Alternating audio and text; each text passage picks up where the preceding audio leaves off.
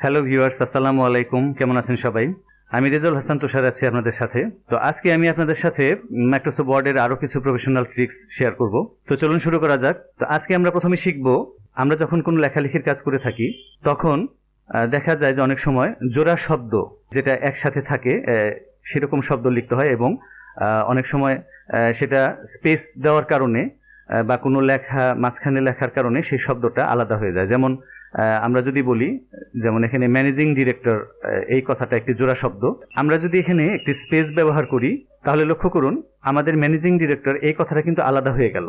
তো আমরা যদি এরকম কোনো জোড়া শব্দ একই লাইনে রাখতে চাই তাহলে সেক্ষেত্রে আমাদের যেটা করতে হবে, আমরা সেই জোড়া শব্দের মাঝখানে কার্সর নিয়ে এটা ব্যাকস্পেস দিয়ে স্পেসটা কমিয়ে দিব এবং এরপরে কিবোর্ডের শিফট কন্ট্রোল স্পেস প্রেস করার পর আমরা লক্ষ্য করি এখানে যদি আমরা স্পেস ব্যবহার করি এখন অথবা কোনো কিছু লিখি তাহলে দেখবেন যে এই জোড়া শব্দটা কিন্তু আর আলাদা হয়ে যাচ্ছে না। এই জোড়া শব্দটা কিন্তু একই লাইনেই থাকছে, যেখানেই থাকুক এই জোড়া শব্দ আর আলাদা হবে না। তো এমনি করে আমরা অনেক ক্ষেত্রেই যে জোড়া শব্দগুলো লিখে থাকি সেগুলো কিন্তু একই সাথে রাখতে পারি।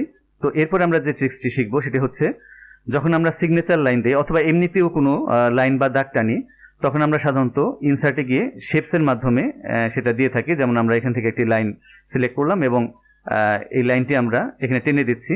লক্ষ্য করুন ভিউয়ার্স, টানার সময় কিন্তু আমাদের এই দাগগুলো উপরে নিচে উঠে যাচ্ছে বা আঁকাবাঁকা হয়ে যাচ্ছে, এটি কিন্তু সোজা হচ্ছে না। তো এই দাগগুলো যদি আমরা সোজাভাবে দিতে চাই তাহলে আমাদের যেটি করতে হবে, আমরা এটি ডিলিট করে দিচ্ছি, ইনসার্টে যাব আমরা আবার এবং শেপসে থেকে এই লাইনটি নিব এবং কিবোর্ডের থেকে আমরা শিফট বাটনটি চাপ দিয়ে ধরবো এবং লাইনটি টেনে দিব।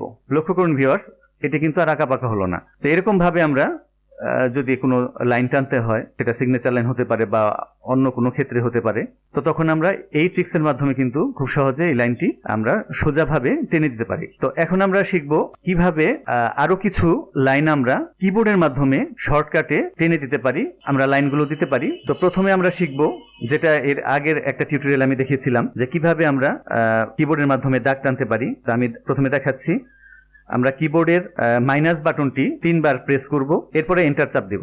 লক্ষ্য করুন ভিউয়ার্স, তাহলে কিন্তু আমাদের যে কোনো প্রয়োজনে যখন আমাদের একটি শর্টকাটের দাগ টানার প্রয়োজন হবে তখন আমরা এই ট্রিক্সের মাধ্যমে এটি করতে পারবো। এরপরে আমরা শিখব অন্য আরেকটি দাগ কিভাবে টানতে হয়। যেমন আমরা যদি ডট ডট ধরনের কোনো দাগ টানতে চাই বা লাইন দিতে চাই তাহলে সেক্ষেত্রে আমাদের কিবোর্ড থেকে স্টার বাটনটি 3 বার চেপে এন্টারে চাপ দিতে হবে, তাহলে আমাদের যে ডট ডট সম্বলিত যে দাগটি বা যে লাইনটি সেটি কিন্তু চলে আসবে। তো এরপরে আমরা কিভাবে ডাবল লাইন দিতে হয় সেটি শিখব। তো কিবোর্ড থেকে সমান চিহ্ন যে বাটনটি রয়েছে সেই বাটনটি চাপ দিব 3 বার এবং এন্টার প্রেস করব, তাহলে আমাদের ডাবল যে লাইন সেটা চলে আসবে। অনেক ক্ষেত্রে এটা লাগে। তো এরপরে আমরা শিখব কিবোর্ডের টিল্ট সিম্বলটি ব্যবহার করে, অর্থাৎ এটি কিবোর্ডের আপনারা উপরের দিকে পাবেন। তো আমরা শিফট চেপে 3 বার এই টিল্ট সিম্বলটি প্রেস করব এবং এন্টার চাপ দেব, তাহলে এরকম একটি লাইন তৈরি হয়ে যাবে। তো এগুলো আমাদের লেখালেখির ক্ষেত্রে যখন আমরা টাইপের কাজগুলো করি তখন কিন্তু এগুলো আমাদের কাজে লাগে এবং আমরা এই ট্রিক্সের মাধ্যমে কিন্তু এই লাইনগুলো আমরা সহজে দাগগুলো আমরা দিতে পারি। তো আশা করি ভিউয়ার্স আপনারা বুঝতে পেরেছেন এবং এগুলো অবশ্যই ট্রাই করবেন। প্রফেশনাল ওয়েতে যখন কাজ করবেন তখন অবশ্যই এই ট্রিক্সগুলোর মাধ্যমে আপনারা খুব দ্রুত করে ফেলতে পারবেন। তো আজ এই পর্যন্তই, পরবর্তীতে নতুন কোনো ট্রিক্স নিয়ে হাজির হব। সবাই ভালো থাকবেন। আল্লাহ হাফেজ।